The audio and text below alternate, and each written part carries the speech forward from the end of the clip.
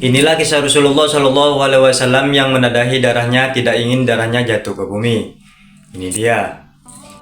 Oke guys, sebelum kalian nonton video ini hingga selesai, ada baiknya kalian subscribe dulu channel ini dan nyalakan tombol loncengnya.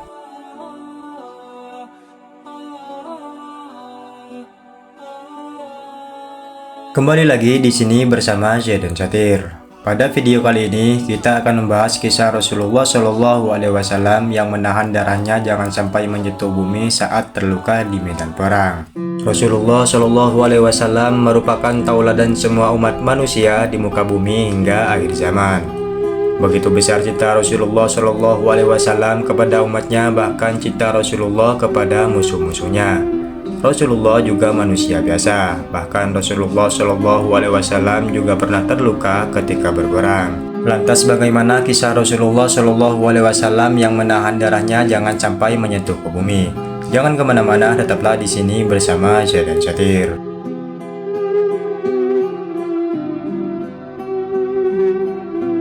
Diketahui, perang Uhud sendiri merupakan pertempuran yang terjadi antara kaum muslimin dan kaum kafir Quraisy yang terjadi pada tahun 3 Hijriah atau tahun 620 Masehi.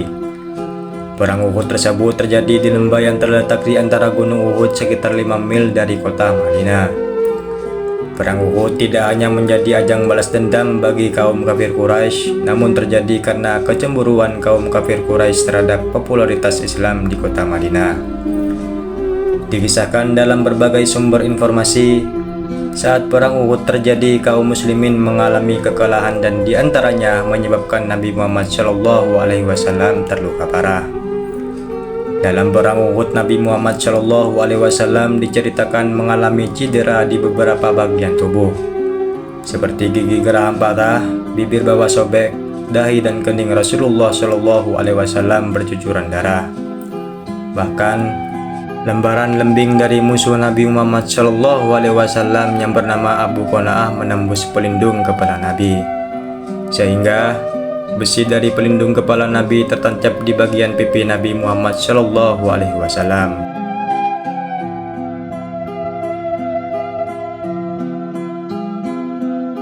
Meski dalam keadaan terluka parah, Nabi Muhammad Shallallahu Alaihi Wasallam tidak henti-hentinya menjadah tetesan darah dengan berbagai cara.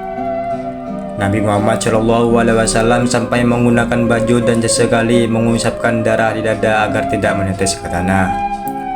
Setelah perang usai, salah seorang sahabat pun bertanya mengapa baginda Nabi Muhammad Shallallahu Alaihi Wasallam melakukan hal tersebut.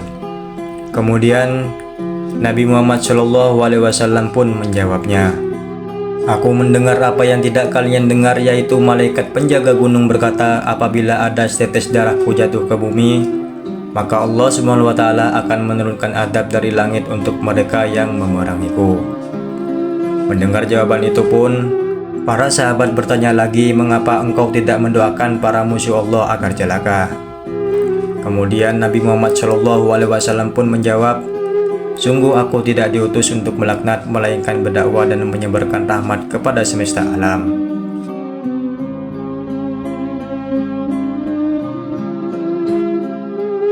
Dilansir dari berbagai sumber, perang Uhud ini terjadi kurang lebih setahun lebih seminggu setelah pertempuran Badar. Tentara Islam saat itu berjumlah 1.000 orang, namun dihasut oleh Abdullah, pimpinan kaum munafikin dari Madinah, sehingga kaum munafik saat itu mundur dari medan perang yang berjumlah 300 orang. Sehingga jumlah tentara kaum muslimin yang mengikuti perang Uhud fisabilillah pada saat itu yakni berjumlah 700 orang. Sedangkan tentara kafir berjumlah 3.000 orang. Sebelum peperangan, pasukan muslimin telah menguasai seluruh jalur perdagangan yang menghubungkan Mekah dengan Syam dan Irak. Mereka melakukan pencegahan atas suku Quraisy sehingga tidak dapat melewati kedua jalur tersebut. Jalur perdagangan yang tersisa bagi kaum kafir Quraisy adalah jalur perdagangan dari Mekah ke Habasyah. Pada saat ini, pasukan muslimin juga menjadikan Yasrib Madinah sebagai basis aman untuk kegiatan dakwah dan pangkalan militer. Di sisi lain, pasukan musyrikin dari suku Quraisy mengumpulkan laba hasil perdagangan untuk dipakai membeli perbekalan dan senjata serta menyewa pasukan. Pengelolaannya diserahkan kepada Abu Sufyan bin Harb, sedangkan kaum musyrikin di Madinah dan sekelilingnya sebagian besar mengadakan perjanjian damai dengan pasukan muslimin di Madinah. Mereka tidak ikut dalam peperangan dan memilih untuk menetap di pemukiman mereka. Di Madinah juga tidak ada lagi penduduk yang berasal dari kaum Yahudi. Ini terjadi setelah pengusiran Bani Qaynuqa akibat melanggar perjanjian damai. Kaum Yahudi pun di sekeliling kota Madinah memilih mengadakan perjanjian damai dengan pasukan muslimin. Setelah genap setahun, persiapan mereka benar-benar sudah matang. Tidak kurang dari 3.000 prajurit Quraisy bersatu dengan sekutu-sekutu mereka dan kabilah-kabilah kecil. Para pemimpin Quraisy berpikir untuk membawa serta para wanita, karena hal ini dianggap bisa memompa semangat mereka. Adapun jumlah wanita yang diikut sertakan ada 15 orang. Setelah melihat pasukan musyrikin kocar-kacir meninggalkan medan pertempuran dan pasukan kaum muslimin mulai mengumpulkan harta rampasan perang, regu pemanah yang berada di Bukit Nain-Nain seketika turun dari pos penjagaan dan lupa akan tugas utamanya karena tergoda oleh harta dunia.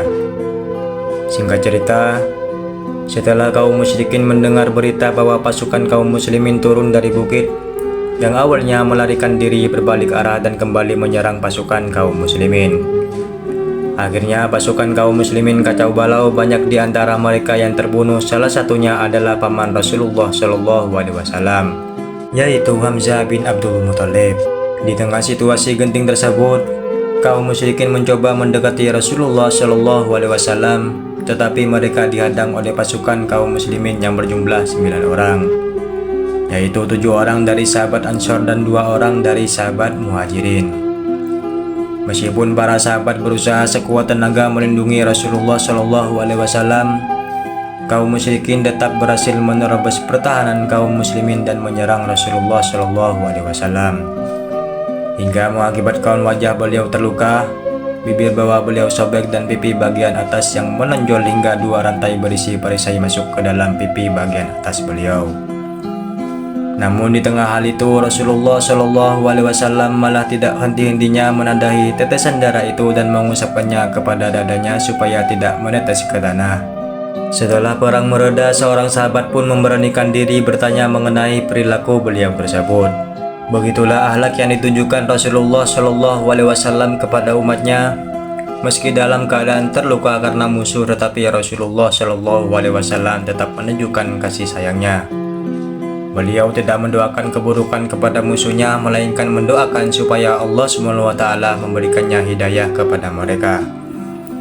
Bahkan dalam keadaan genting sekalipun, Rasulullah Shallallahu Alaihi Wasallam tidak mau ada setetes darahnya menyentuh bumi karena beliau takut Allah Ta'ala akan menurunkan azabnya kepada mereka yang memerangi beliau. Dalam paparan di atas terdapat beberapa nilai-nilai pendidikan akhlak yang ditunjukkan oleh Rasulullah Shallallahu Alaihi Wasallam. Kemuliaan akhlak Rasulullah Shallallahu Alaihi Wasallam juga menjadikan tumbuhnya benih-benih kecintaan dalam hati para sahabat, sehingga rasa hormat dan jiwa rela berkorban selalu muncul dalam hati para sahabatnya. Secara tidak langsung Rasulullah Shallallahu Alaihi Wasallam juga memberikan pengajaran kepada kita supaya tidak pernah mendoakan keburukan kepada orang yang telah menyakiti kita, melainkan dengan mendoakan supaya Allah Ta'ala mengampuni dan memberikannya hidayah kepada orang yang telah menyakiti kita. Seandainya Rasulullah Shallallahu Alaihi Wasallam membiarkan darahnya menyentuh bumi, maka sudah jelas kaum musyrikin akan kalah telak dan kerugian tidak akan menimpa kaum muslimin atas kekalahannya. Untuk itulah peperangan ini merupakan ujian dan keimanan dan akidah umat Islam agar umat selanjutnya dapat memetik hikmah dari peristiwa tersebut dan menjadikannya sebagai teladan. Wallahu a'lam bishawab. Semoga kisah ini dapat meningkatkan iman kita kepada Allah Subhanahu wa Ta'ala. Terima kasih buat kalian yang telah nonton video ini hingga selesai. Sampai jumpa lagi di video berikutnya.